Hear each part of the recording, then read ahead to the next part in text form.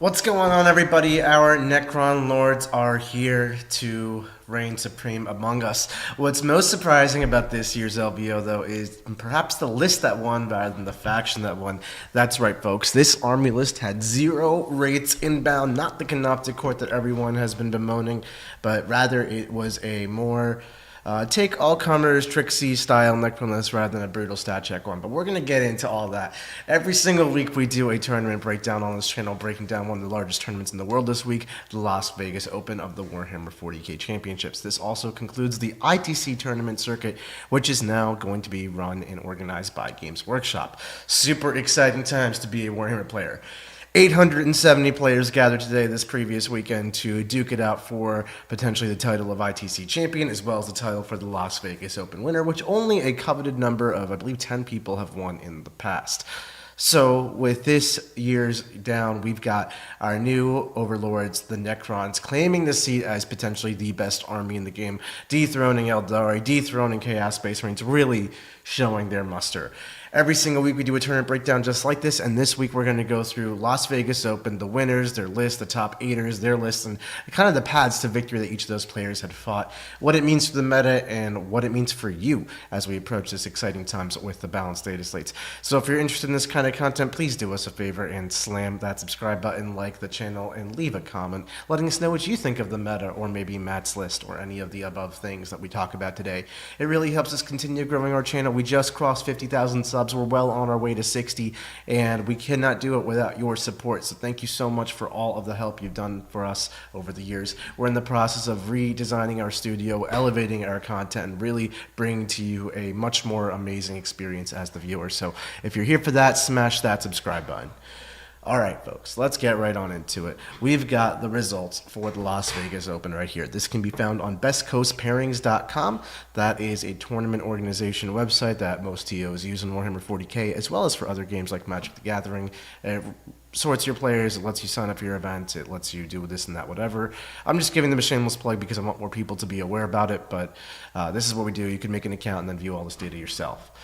So we've got Matt Laura with Necrons going 9-0-1, a 90-90 point draw in round 6 to barely sneak into the top 8 to then come on to win the tournament. Amazing finish there. We've got Folger Piles with Eldari going 9-1, ever so slightly behind Matt Laura, losing to him in the finals with Eldari. Very well done.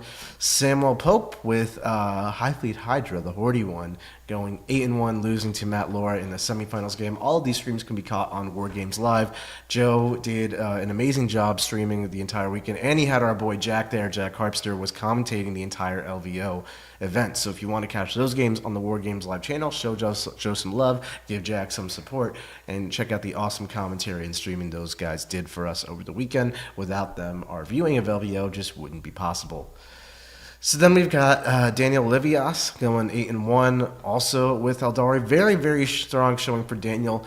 I've played him in the past as well. He's a strong up-and-comer, not the type of player you'd expect to see breaking out, going 8-1 in LVO, but hey, sometimes and it's anybody's day. Dan did a great job here playing 8-1 in the finale.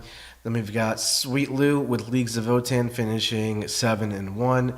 Another player who's kind of coming out of nowhere over here with a 7-1 finish for LVO. He's obviously been on the scene for a few years now and up and coming and doing well, winning GTs, winning locals, but now he's really making a name for himself on that top 8 of LVO scene.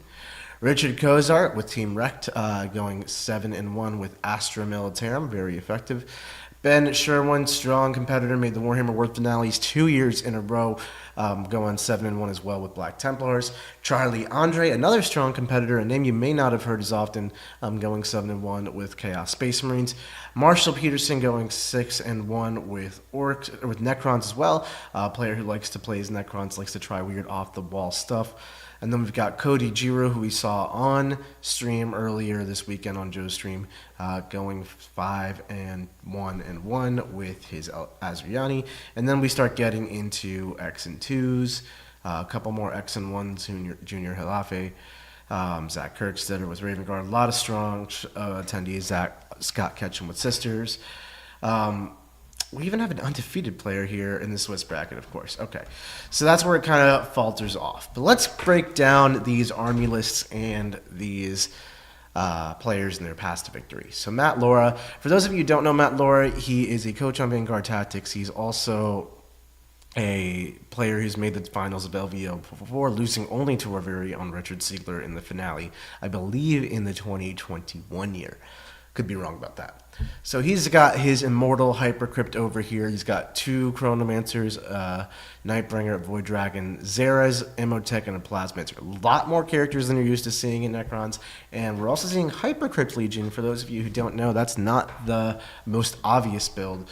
Hypercrypt is all about picking up your units and putting them back down in different spots, using 3-inch weight deep strikes, going back in reserves, teleporting, that kind of thing. And it plays very similar to like how Grey Knights, they have the same army rule, or detachment rule, I should say. Very interesting to see that style build doing so well. Now, personally, it's my favorite style of Necrons, and definitely the one I see the most potential in. I'm that movie janky player.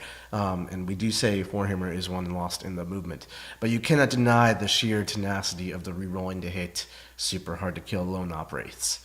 So we've got 2 Chronomancers, 2 Satan, a Luminor Zerais, Emotech, and a Plasmancer. Very interesting character setup there. 3x10 Immortals with Gauss Blasters and Tesla. I like that there's the 1 Tesla unit because sometimes you really just need to kill the hordes. And against Sam Pope in the semifinals, he had to do just that going against the Tyranid Endless Swarm build. But the Gauss Blasters are great meta calls, good AP on those things. Strong firepower, basically being deployed from anywhere with the reserves. 2x3 Scarabs to do some mission stuff. Unit of 5 Death Marks, and then 3 Solo Locust Destroyers, and the piece, the creme de la creme, the Monolith. I cannot believe a Monolith just won LVO. I've been playing Warhammer for 20 years, and the fact that a Monolith just won LVO really shows you that things really do come full circle. It is something to be seen.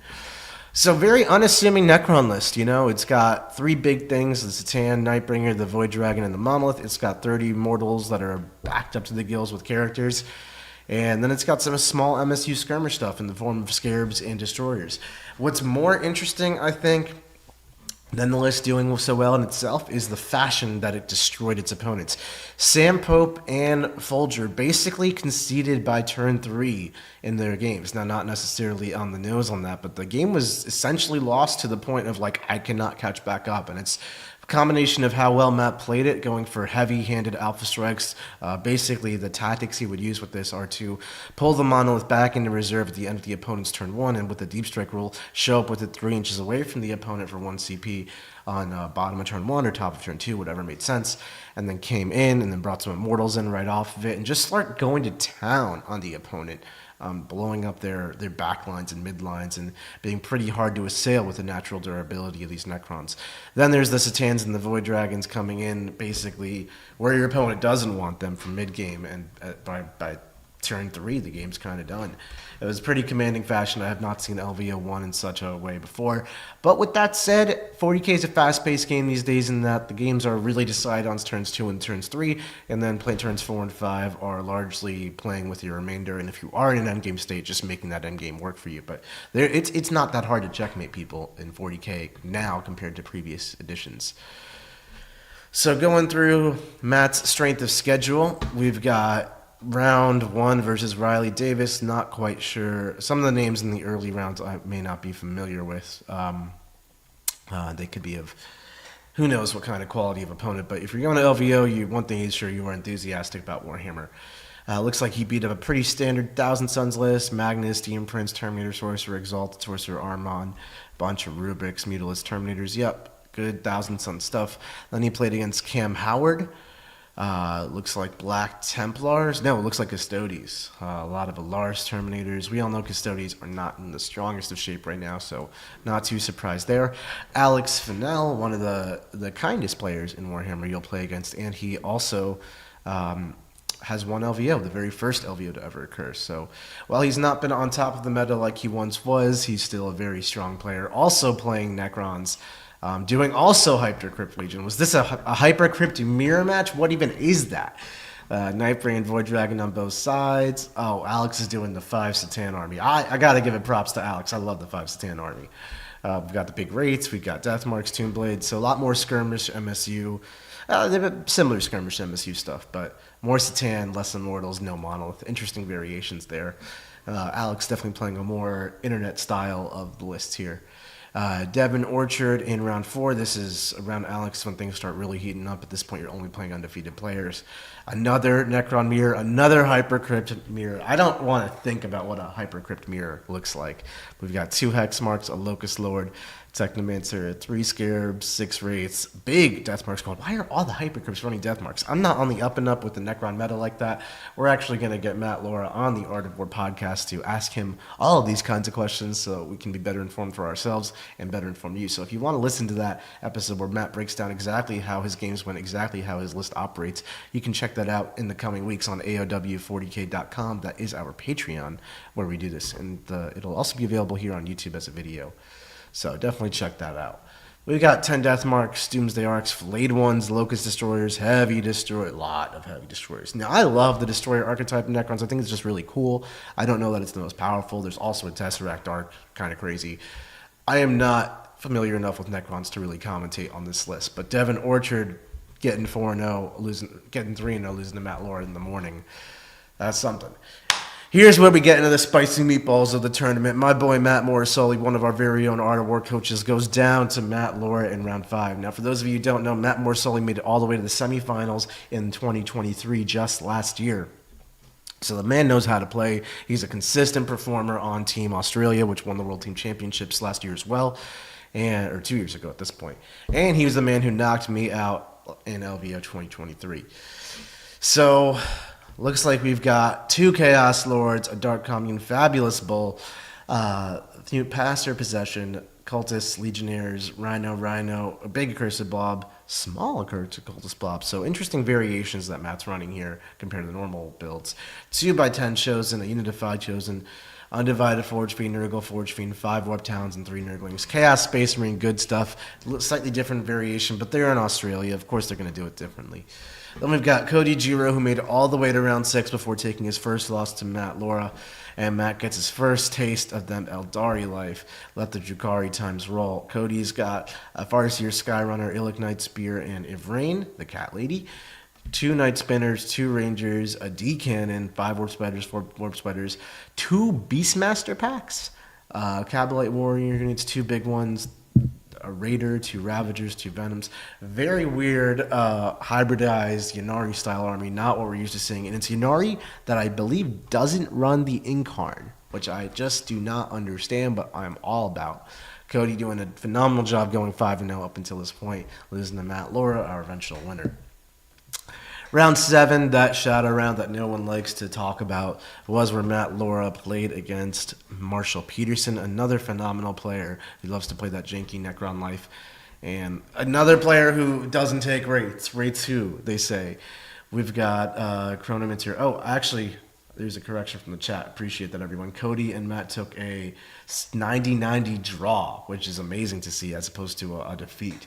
So neither Matt nor Cody actually went true victories into the finale. They both took a stab at the shadow round to see if they can make it. Matt getting out of his shadow round versus Marshall Peterson over here with 2 Chronomancers, a Nightbringer, a Void Dragon, Illuminor, Zeres, Amotech the Stormlord, 1, 2, 3 Plasmanters, and 2 World Wards. Do people just not care about Assassinate? Does Assassinate no longer matter? 1, 2, 3, 4, 5, 6, 7, 8, 9, 10, 11 characters. My God. I thought my sister's army had enough. Then we've got 1, 2, 3, 4, 50 Immortals. Man, did I miss the boat on Immortals or what? These things apparently are amazing. 30 in the top first list and 50 in this top 10 list. Wow. 3x3 Scarabs and a solo Locust Destroyer. And barely any trash here. The most minimal trash. This is just a Mortal Gun line with 2 Satans teleporting around the table. Not even teleporting around the table. This is Canoptic Court. This is Canoptic Court with no rates. This is Immortals going to work on people with reroll hits. I guess. I don't know how it works, but man, does it work. Marshall Peterson, well done. Matt Laura versus Sweet Lou. This is now our top 8. Sweet Lou, a player who you would not expect to see in the top 8, but man, has he come a long way as a player, working on his army, working on himself, and getting up here. Congratulations to Sweet Lou for such an amazing performance with the Leagues of Votann with his narrative Votann list. Brokir Ironmaster, another Brokir Ironmaster, and an Einherjar champion. 10 Arthkan Warriors, 1, 2, 3 Sagittars. I'm used to seeing 4 to 6 of those. That's a little bit less than usual. 18 Thunderkin, that's the parts I don't typically play against, but man, are they powerful. Especially on this LVO player place terrain, you can really get good lines of fire for their slow-moving, powerful guns. So that's awesome. Great spot there by Sweet Lou. 5 Chthonian Berserks, 10 on your Hearthguard, Land Fortress, 1, 2, 3 units of 3 Pioneers. Love the Pioneers choice. Votan leaned into shooting long range or medium range with those Thunderkin, slow movable shooting. Leaned into it hardcore LVO terrain. What can you say, folks? Samuel Pope versus Matt Laura. This is our semifinals game streamed on our very favorite channel, War Games Live. And more afraid of you than you are of it. This is a novel of a title. I'm not reading all that. Cockroach Furia. Okay, so Tyranids. Okay, this is just Hordy Tyranids. Death Leaper, Hive Tyrant, Neuro Tyrant, 20 Gargoyles, 20 Hormigons, 20 Termagants, 20 Termagants, 20 Termagants, 20 Termagants. So 80 Gaunts, and then 20 Hormigons, and then 20 Gargoyles. It's interesting you don't see more Gargoyles. Usually that's like a take 3, 4, 5, 6 unit type choice. Some people only run 2, but this man's only running 120 man. I do think that's interesting. As interesting as one can get with this horde style. Biovore, Exocrine, Lictor. Another big chunk in units of Neurogaunts. 2 Neurolictors and 3 Venom Throps. Shocked to see only 2 Neurolictors. Shocked to see a regular Lictor instead. If that was literally just you didn't have 5 points, I'm sad about that. 3 Exocrines, a Biovore, and a gajillion dudes. This is literally Horde Nades. It's basically designed to take board space and points jank its way into victory, move blocks, steal points, do the thing that Nids do in a very Horde-y fashion. Basically Minutes match against Matt Laura over here in the semifinals with those Monolith and Tesla Mortals just getting work done and the Vitalitans being virtually unkillable. And then finally, we've got Folger Piles versus Matt Laura, and now Folger's playing our very own classic. Eldar here, we've got Autarch Wayleaper with Phoenix Gem, Fugan, a Spears here with Fate's Messenger, and the Incarn. 1, 2, 3, 4 powerful characters, no Farseers. 1, 2, 3 Night Spinners, 5 Rangers, 5 Swooping Hawks, 5 Warp Spiders, 5 Warp Spiders, and 10 Wraithguard. Good stuff, Eldar, if I ever saw it. Really interesting game they played, very fast-paced. Matt was in Folger's deployment zone on the top of, or bottom of turn 1, blowing stuff up. And Folger turned around, shot it with 10 Wraithguard, shot it with Fugan, charged it with the Incarn, and Matt Laura boxed double 6s on the saves from the Incarn to survive. Had it failed 1, it would have auto-died to close combat, but to the damage roll with a fate die, but nope, passed them both on double 6s. And I'm not sure that was the turning point in the game. Jack's commentary does a great job to explain the different decision points on that game, so if you want to check it out, do that. But that definitely was a sticking point in my memory, where the whole Eldar army shoots a Monolith in their deployment zone on turn 1, and it survives, charges it with the Incarn. But then it survived again for more hilarity. But kudos to Matt Laura for an amazing run. 8-0-1. Kudos to Cody Giro for chipping the only stone off that record he possibly could. Really, really well done. So that's the folks. That's the Necron army list. That's be all end all. It's not 18 Wraiths. It's not 6 Satan. It is 30 Immortals, 2 Satan, no Wraiths teleporting around, and a Monolith. Kind of fitting. Not gonna lie. It's kind of like definitely a way to play Necrons. That's quite interesting compared to many others. And it's good to see that the new Necron Codex does give them some playstyles outside of here's my 20-man warrior bricks that don't die unless they do die, and then I'm just really sad. It's a cool dynamic Necron army. Maybe a little overpowerful. Maybe Necrons as a whole are a little overpowerful. Let us know what you think in the comments while you're also hitting that subscribe button. Let's take a look at some of the other lists we maybe not got a chance to look at in that repertoire. Obviously, Folger Piles doing really well with Eldari. Samuel Pope doing well with High Fleet Hydra. Now, I'm curious what his path to victory was, because the Horde Nid Army life has some games where it's a really uphill battle. Some people just have the tools to blow you up really quickly. And if you don't fight against those tools, then you're in luck. And if you do play against those tools, you have a very tough game ahead of you. So Sam is playing against Demons. Monster Mash Demons. I do love my Monster Mash Demons, but this army's just not got the juice to kill its kind of Tyranid army. John Jeffries with Chaos Space Marines, Triple Lords, Accursed Cultists, 555 Chosen, a Blitz, Forge Fiends, Rhinos. And you'd be surprised that this army couldn't just muscle its way through the Horde Nades. But early rounds, maybe player skill also comes into question here. Nick Keever, great player, playing against Sam Pope over here. Nick is playing Votan, and I'm surprised Votan didn't have the shot quantity to really get through these gaunts effectively and these gargoyles effectively, especially with 2 Hearthguard bricks, Landforts and Pioneers. This is a game where I would have pegged Nick for winning it. I wonder what the score was in this one. It's not a good way to tell. But carrying on, Sam obviously knows what he's doing, playing against more Chaos, Space Marines, normal stuff. Chosen Lords, Rhinos, Dudes, Forge Fiends. Then we've got Kyle Melenborg, another strong player. Kyle's playing Eldar, MSU Eldar with Wraithguard, no avatars. I could see Horde Nids definitely giving MSU Eldar some fits. And then Brian Jones with Knights. I know Brian said this was a very close game, but Sam was able to just edge him out. Brian Jones, shout out Team America member over here, good buddy of mine, playing Imperial Knights, going 5-1 at LVO, barely losing in round 6. I mean, that's really impressive. With an army like Imperial Knights, that's truly something. Junior Halafe losing to Sam Pope in round 7. Looks like the Shadowround Junior is playing his Leagues of Votan. He said 06, here we go. I said 5-1, 6-1, Junior, well done. But really, it's showing off the muster of this Tyranid army, breeding another Votan army with God knows how many shots this thing puts out. So truly impressive by Sam there as well. Charlie Andre, and now I can attest to Charlie's play skill. He's a solid opponent. And now he's got 3 Chaos Lords, 3 Dark Hunters. This is like copy-paste Manny's list. I'm pretty sure he's copy-pasted Manny's list here. No, there's a Hellbrute. It's not copy-paste. Interesting choice with the Hellbrute there. But nonetheless, this army, I'm shocked, could not muscle through the Tyranid army. But nonetheless, here we are. Perhaps Battle Shocks really got it going. Finally, we've got Sam Pope losing to Matt Laura in that dreaded semifinals.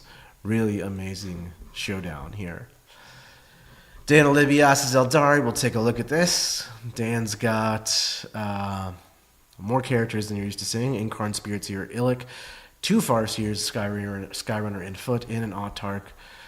Fire Prisms, Night Spinner, Rangers, Shadow Specters, a Warlock Conclave, and 10 Wraith Guards. So slight variations on the tried and true. No avatars. Was there an Incarn? I don't even know. I think there was an Incarn. Sweet Lou with Leagues of Votan. Sweet Lou, I believe, is running that 18 Thunderkin life. Boom, that 18 Thunderkin. Yep. Taking his loss to Matt Laura. And finally, we've got the last 2 members of Top 8 we haven't seen yet. Richard Cozart with Astra Militarum. Richard's got Gaunt's Ghost, Lord Solar Leontis, Platoon Command Squad, a nice infantry unit, 2 Chimeras, Basilisk, Bulgrin. This double Bulgrin is something we're seeing lately. 2 Cyclops demolition vehicles, Demolisher, Vanquisher, Sentinels, Storm Sword. What? Okay, that is definitely a format thing in GW terrain and WTC terrain, those kinds of environments. A Storm Sword literally just doesn't move around nearly effectively enough to actually get good firing angles on anything. But in this player-placed terrain world, you make those kinds of adaptations. You place terrain for your Storm Sword. You give yourself nice big movement lines, big firing angles, and you just blow people up. So really well done to Richard for recognizing how to optimize his list for player-placed terrain there. And then finally, Ben Sherwin, my boy. He's got Black Templars, really respectable showing of 7-1. And Apothecary Biologist, High Marshal Hellebrick, Judiciar, Emperor's Champion, strong character lineup. 2, 3, 4 Crusader squads. They're probably going to hang out in some Rhinos. 3 Impulsors, 2 Rhinos. Yep, those are for the Crusaders. 6 Aggressors and a Redeemer. And then 3 Sword Brethren squads in those 3 Impulsors and 2 Scout squads. The only thing missing from this list is there's no Inceptors, but my god, that is a ludicrous amount of Space Marine bodies in good transports running around the field. Land Raider Demon with Aggressors is the hammer. I love it. Ben, I'm really happy with that list. I think that's really cool. And what I think is also really cool is we've got 1 Necron in top 8. Well, let's do top 10. We've got 2 Necrons in top 10. We've got 1, 2, 3 Eldar in top 10, so that's half Eldar and Necrons. Then we've got 1 Tyranid, 1 Votan, 1 Guard, 1 Templars, and 1 Chaos Space Marines. So I think it's kind of fitting. 50% of the top 10 was, and there's a top 8 format, but I'm doing top 10 because I like to. 50% of top 10 was Eldar and Necrons, and of course they made the finals. But then the other 5 armies were all one-ofs, and not necessarily the one-ofs you'd even expect to see. So I'd say the meta is in a healthy spot, save for a few outliers, Eldar, Necrons, and then, Chaos Space Marines is a very hotly debated topic on how great they actually are. I think their performance here was a little bit of a byproduct of the terrain. Chaos Space Marines love some good staging areas for their run, some good places to hide, especially against these firepower armies that are running around these days. However, on these open format tables, maybe they perform a little bit less strongly. Nonetheless, LVO came, LVO went, 2024 ITC season is done and in the books, folks. We are doing tons of more content. We're upgrading our studio, and we're doing all of it for you folks at home. So stay tuned. Don't go anywhere. Love the channel. Love us. Love you.